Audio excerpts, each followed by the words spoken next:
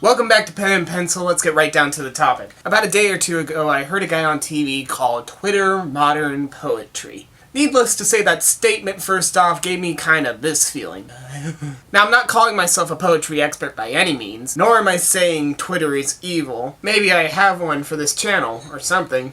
And I'm also not trying to be super snobby about it. All I'm saying is the statement kind of caught me off guard. For one, it said modern poetry as if to say poetry was dead in some fashion. And I do get this. Poetry is not as prevalent as it used to be in, say, other centuries. I mean, we do tend to think of Shakespeare or Edgar Allan Poe or Walt Whitman when we think of poetry. People who weren't of our time and are something of the past. But there is still prevalent poets out there still writing great works. I'll go ahead and quote a poem from last year by Anne Gray. I tell her you were a high note, a summer lightning storm of man. And that was written in 2015, so poetry is not dead by any means, and here comes the great thing about it. The quote I just gave you right there, the beautiful little ellipsis that I gave you, is about a hen, a small barnyard animal given such beautiful words. If anything, that makes the poem better. Really saying that poetry or art can be just about anything. So here's my point. Twitter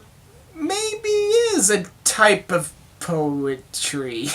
I mean, it's not the poetry of this century, but with its set rules of how many words you can use, for the moment, I would compare them to haikus. You know, the short poems that have the scheme of 3 lines that go 5 syllables, 7 syllables, 5 syllables. So maybe it would go something like this. School is just a thing that we'll never understand. Hashtag Mondays, blech. So maybe it is some sort of poetry. Not to say if you're interested in poetry to stick to Twitter, go ahead and experiment. That's what art's about. But back to the topic, it was actually Samuel Taylor Coleridge that said poetry is just the right words in the right order. So just as musical ballads or rapping or script writing can be considered some type of poetry, maybe Twitter can too. What do you guys think? What can be considered as poetry? What are the classifications of your consideration? And, you know, while you're at it, go ahead and give me an example of your favorite Twitter poetry, because we all know there's some really good ones out there. Thank you so much for watching this video. I know it was a little shorter this time, but come back Friday and we'll have a nice long discussion about one of my favorite topics. So I will see you on Friday. Bye-bye.